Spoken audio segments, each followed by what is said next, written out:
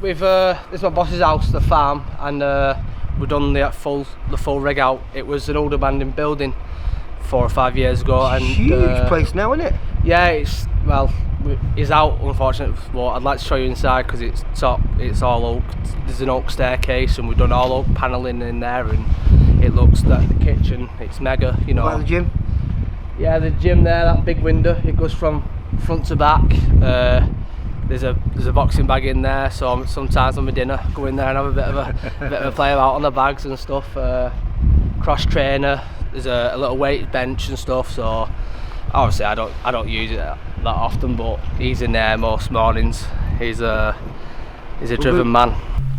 And we built that barn last year, and at the springtime he got new cattle and he put them in there. They're actually in the field. They're probably about 5 months old now, but for the first few months it was in there. We have to put hay down and all that for them. So are you learning about farming then? Yeah, I'm not saying I'm learning, but I learn stuff off Kev and stuff. Yeah. And yeah, I enjoy it. You come to work and you talk about stuff and you're learning more stuff every day, aren't you? So it's good. That's what life's about, isn't it, mate? Yeah, definitely. And every now and again on a Saturday I'll bring my niece up here, yeah, and we go on quad in fields and all that, and she loves it. And we go in spring. They had the lambs and the orphans. You know, when they have 2 lambs, sometimes they just leave one. Yeah, so you've got to so we were feeding it. Yeah, and we come up and bottle it, the milk and all that, and she was loving it, my niece and all that carry on. So she comes to a lot of the fights, doesn't she? Yeah, she's always in the ring. Yeah, in the ring with you. When I win. The other day I was on the phone to you here, and you kept saying, "Oh, I can hear them. I can hear them." That's easy. You only have to stand here and they want food. That's what it is. I fed them already this morning, but they'll eat and eat these. Yeah. Where do you feed them? Is that their house up there? Yeah, that's where the coops are, where they lay their eggs and stuff. And there's racking in there and all that. Is that for them racking in there where they feed, or do you put something else in? No, the feed's in these buckets here, and can you see them trays there on the left hand side? Oh, yeah. Just pour it out there. It's like a trough. Right. It's only a bit of pipe, but they eat off the floor anyway. You know what I mean? Yeah. So it's not gonna affect them. Yeah, that's the IBC in the middle there. Is it just a one cock? Yeah. He's a lucky man, eh? Yeah, well, there used to be, we got 1 duck up there. We used to be 4, but the fox got 3 of them. So it's a long. That's why you've enclosed it in now, so they can't. Yeah, get in. we built it higher so they can't fly over, or the fox can't jump in. As you hear the clicking, that's the electric fence going all the way around it. Right. It goes all the way around the 3 fields here to keep everything, to keep the fox out. Yeah. Because it's a bastard. It had 13 in one night. Yeah. It must be horrible that when you come and see them. Yeah, well, because what it does, it'll come one night and dig its hole, and then the next night it'll come and take them. So you don't do it all in one night, you know what I mean? It's sneaky. It's called Mr. Sly, isn't Honestly, he's sneaky. So that's why we've dug everything into the ground, a certain amount. Yeah. Like I said, we've got the electric fence around and we've put it higher, so luckily it's not had anything just yet. Bold. Yeah. We probably got them 2 months ago now, and they were this big, and there was the yellow, as you imagine. Oh right, like little chicks. Yeah, little chicks, and now they're big chicks. Yeah, they're big, but they're not. So this field was just like that, long grass in the next field there, but the geese eat grass for fun, and as you can see, it's like a cricket pitch at the minute. So I never knew that, Well, that's what I say. I didn't, but you just learn to, you see things, don't you? And geese lawnmowers. Yeah. Sometimes we're doing work in there. We've got some little piglets. Are they friendly, or are they? Yeah, they come up to you and stuff. Yeah. They don't. I won't say they're friendly, but they let you go up to them and stuff. You know what I mean? So, but we've got some little piglets there. They tolerate you. Yeah. Big daft things.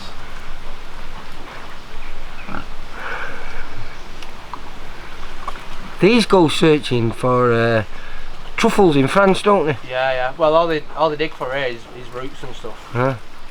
All this was like this area here, all shrubbery like that. Yeah. And within a matter of 2 weeks, it's all gone. It's just been churned up and they've ate everything. Yeah. So it's like I said, this royal green, long grass like that, and weeds and stuff. There's a babby one. Yeah, they're the. We're getting a bit of rain now as well, mate. Them little ones are gonna go bigger than these big ones. Yeah, are they different breeds? They're a different breed. I can't tell you what they are, but they'll go bigger than them ones.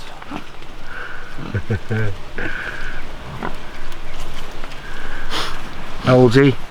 I think they're about 12 weeks at the minute. Is that all? I hope. It's too young for you. Jack, from one shed to another. Yeah, that's how it goes. Normally used to training at the shed with your coach Ben Lancaster. Yeah. But here I am down on a farm where your boss and one of your sponsors, is he?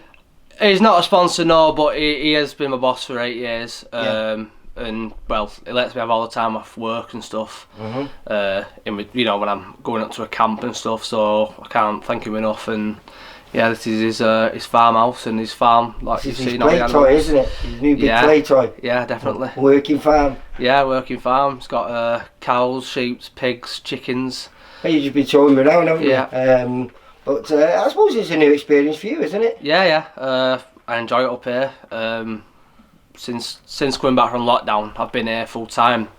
And yeah, we've been looking after the animals and stuff, and building enclosures for them and stuff. Well, before lockdown, it was a nightmare for you because you should have been, you know, celebrating your biggest winter date, picking up your first title, you know, moving to 10-0. You thought, well, this is it, big fights are going to be on the way. Yeah. And then you had the medical scare. Yeah. Then you got the all clear for that. And then COVID-19 started. The week of my fight, I'd done a 6-week camp for it, and I've got nothing to show for that camp as well. So unfortunately, it's just the way it is. And with now the boxing's back on TV and stuff, it's getting. Have you been watching much of it? Yeah, I've got itchy knuckles now. Can't wait to get back in. You know what I mean? Did you watch stuff about it? Yeah, what a knockout! What a fight, wasn't it? Once he warmed up, it was a bit of a chess match early on. Yeah. And then I must admit, Eric Donovan was looking good. Straight shots were doing well, and then I think Zelfa was told to step up his game, start putting his combination together. And when he did, it was that was a devastating effect that he had. That shot. I think I was still knocked out now. No, it was good. I've not been on the edge of my seat for such a long time. Yeah. I was. Like I say, it was a class fight, weren't it? Yeah, it was. And Eric Donovan definitely played his part. Yeah. He dragged something special out of Zelfa. Yeah. Which we all know he's got. So, but you, is it anything? Have you spoke to Steve Wood, your manager? I'm not real well. I've heard bits that we might be having a few dinner shows and stuff like that, but there's nothing set in stone yet. So at the minute, I'm just doing a few nights in the during the week in the gym. In the other shed. Yeah, in the other shed, not this one. So yeah, just ticking over really, just until we get a caller out, and then if anything does set in stone, we'll put to work. Do you think? I've said it to a few fighters. I mean, most breaks for fighters for as long as this, it's over a year now since you've last July it was. Most breaks for boxers are enforced through usually injury or something like this. That's not been the case. Do you think that's been beneficial to you, because you're probably one of the fighters that style has evolved the most since you turned pro? Do you think it's had time for you to settle in and work out what's best for you? Yeah, I mean, I've still been going in the gym and stuff, but we still work on stuff even though we've not got a fight coming up. But and it's just a thing of playing around and doing what works for you and what don't work, Well, let's go back to when you picked up your title against John Telford, but it was on the undercard of the Ultimate Boxer, wasn't it? Yeah. And I know the scorecards said it was close, but personally I didn't, and there wasn't too many other people who felt it was close there. As game as John was, and game as John coming forward.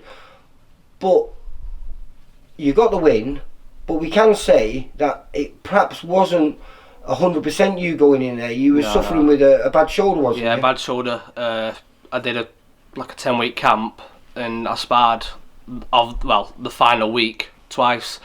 I sparred on a Wednesday and a Friday, and that was 2 spars before the fight. So I'm going in there, no preparation as such of sparring. Hard sparring anyway. Or even in the camp, I weren't able to punch with that hand. So, like I said there, I didn't go into that fight fully fit and all guns blazing. How did you go in? I mean, you go into a fight, this is the biggest fight of your career, you know, you're going in there knowing that you're perhaps, you know, only 60% fit. You're stepping up from 6 rounds to 10 rounds. It's like, you know, everything's going against you here. How did you go in there? Did you go in confident? Yeah, we were definitely confident because we knew whatever game plan John had, we had the answers to it. Luckily, he didn't give me too many.